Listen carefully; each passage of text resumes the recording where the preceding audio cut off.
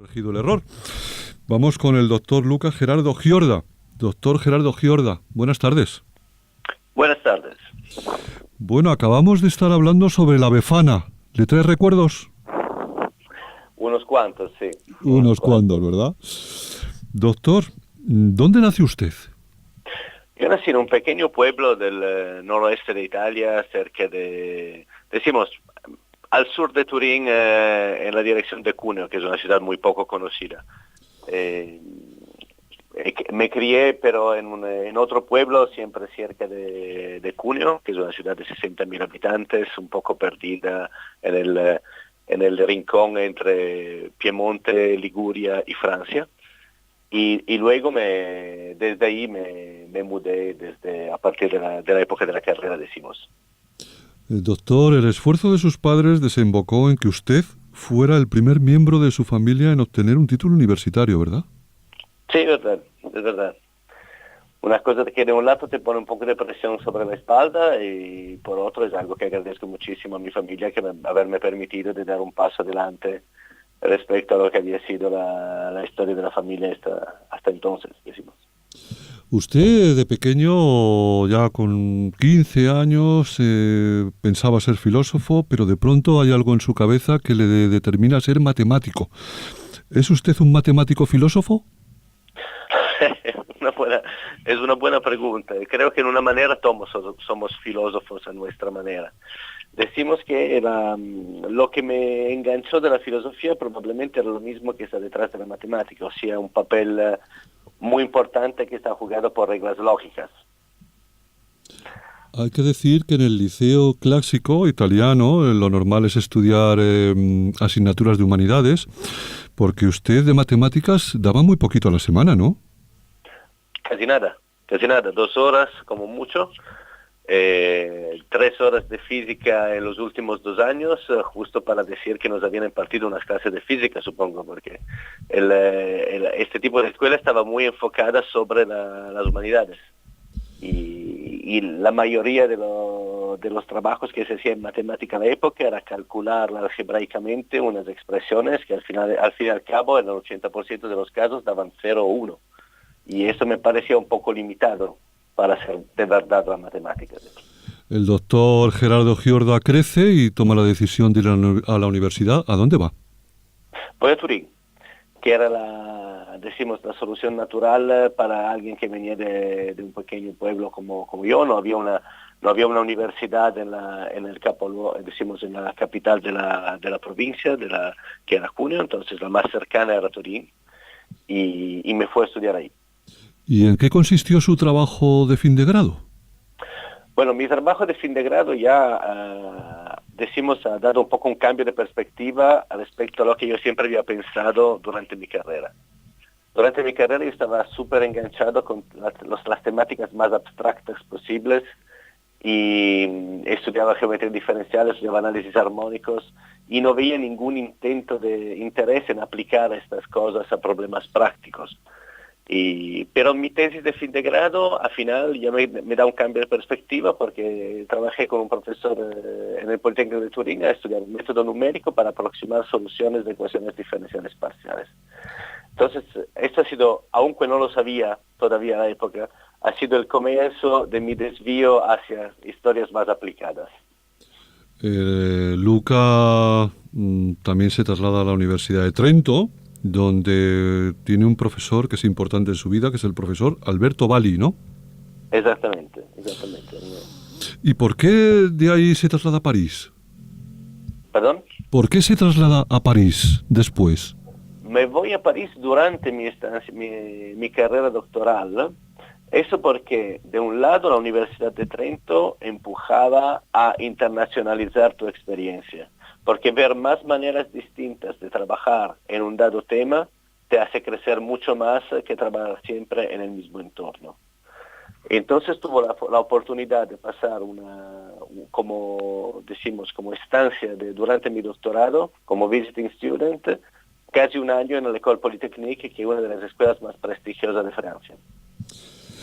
El doctor Gerardo Giorda de París toma la decisión de viajar a la Universidad de Emory en Atlanta donde pasa un tiempo y finalmente llega a España y está en el Centro Vasco para las Matemáticas Aplicadas, un centro con el sello distintivo Severo Ochoa, un sello de excelencia, de un centro muy importante.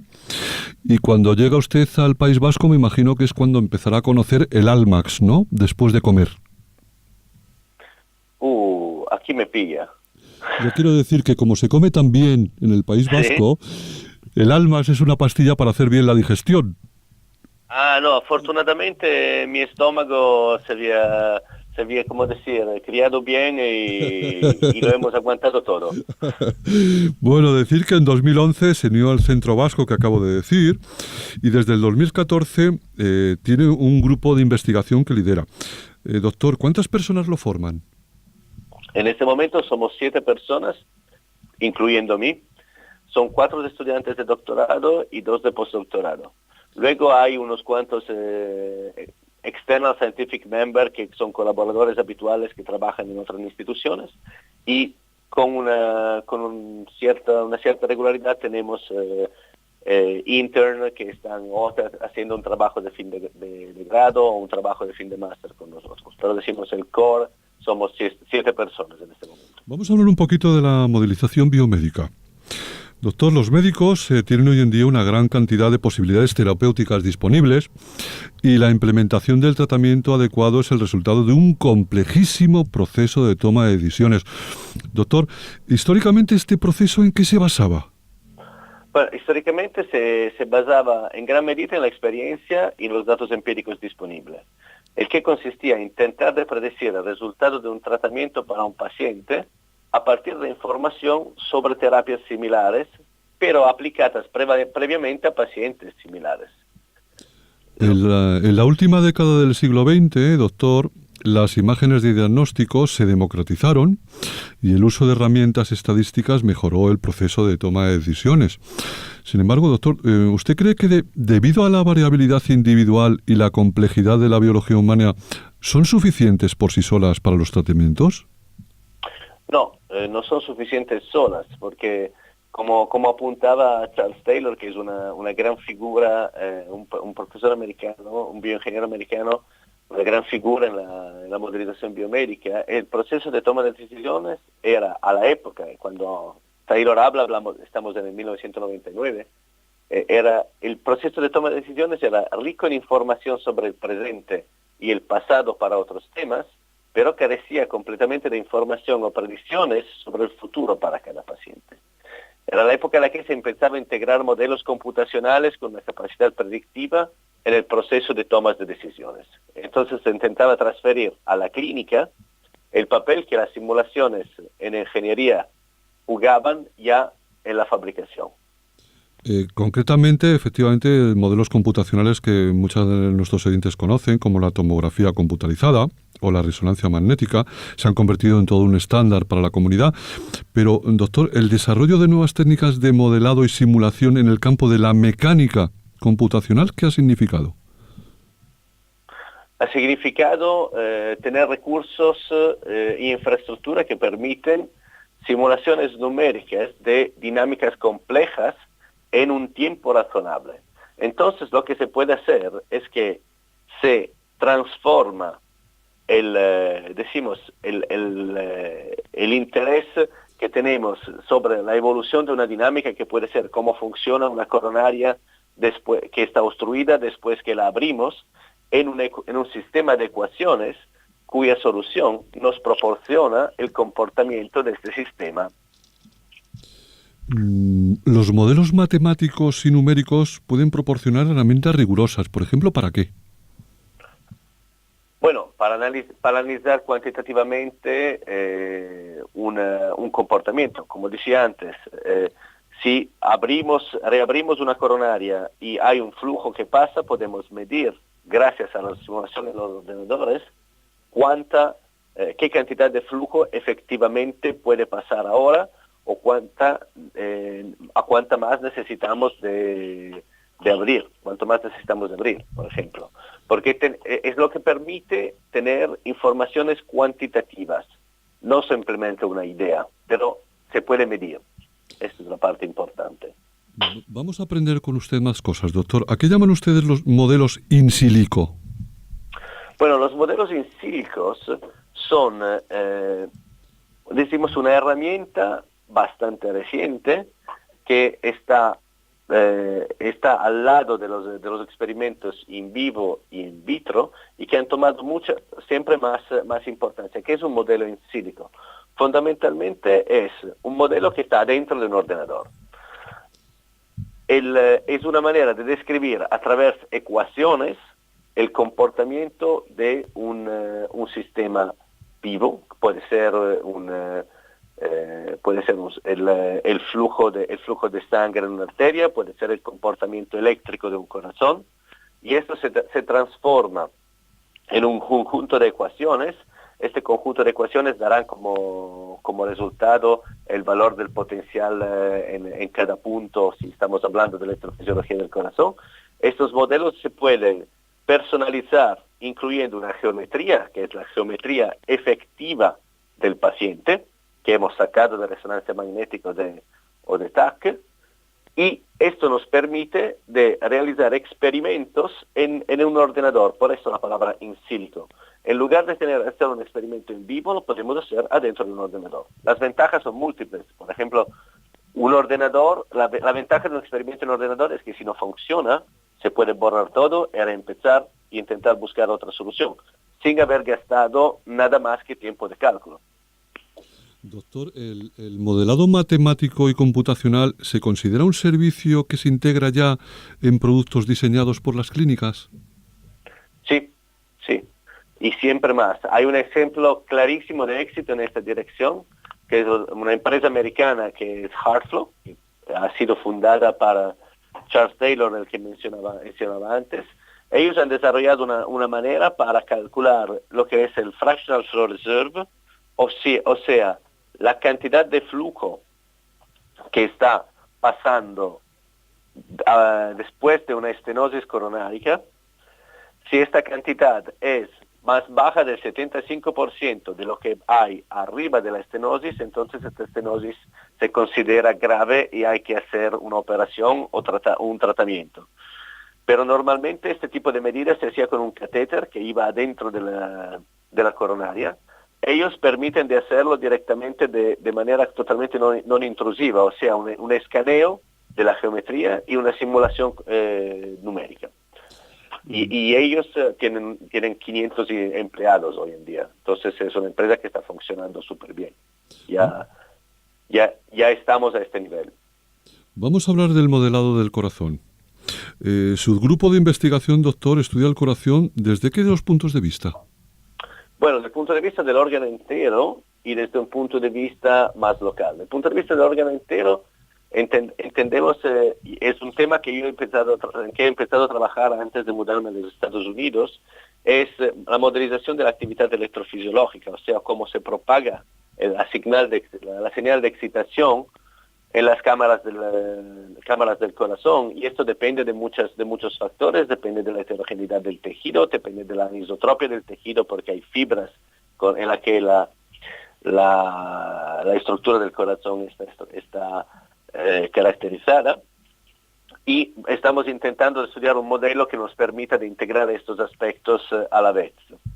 Por otro lado, de manera más local, estamos estudiando el efecto en el tejido de la ablación por radiofrecuencia, que es una técnica muy común para, tratar problemas como arritmias, decimos principalmente. Doctor, con respecto a la heterogeneidad del tejido, ¿qué relación tienen los modelos matemáticos de propagación eléctrica con los cardiomiocitos? Bueno, la mayoría de los modelos que existen hoy en día están basados en una hipótesis de homogeneidad del tejido. Se supone que los cardiomiocitos están dispuestos en una forma periódica en el espacio y que tengan gap junction lineales. Eso pero está intrínsecamente limitado porque está suponiendo que las inhomogeneidades, microscópicas en el medio tengan un efecto insignificante en los fenómenos de transportes a escala macroscópica, pero eso no es verdad. Con respecto a la evaluación del riesgo de la ablación por radiofrecuencia, que comentaba, al final son como dos problemas distintos, me ha llamado la atención que las ablaciones de radiofrecuencia endocárdica funcionan de una manera, pero que tienen una serie de problemas con los calentamientos, ¿no? Sí, afortunadamente no son súper frecuentes, pero ocurren. Los riesgos asociados al calentamiento son principalmente dos. Cuando se hace una ablación por radiofrecuencia se va con un catéter adentro de la cámara y se quema dando corriente al tejido. Claramente, cuando uno da corriente está creando un calentamiento y si la temperatura de la sangre alrededor alcanza los 80 grados, hay una denaturación de la sangre que puede generar trombos, lo que no está para nada bien.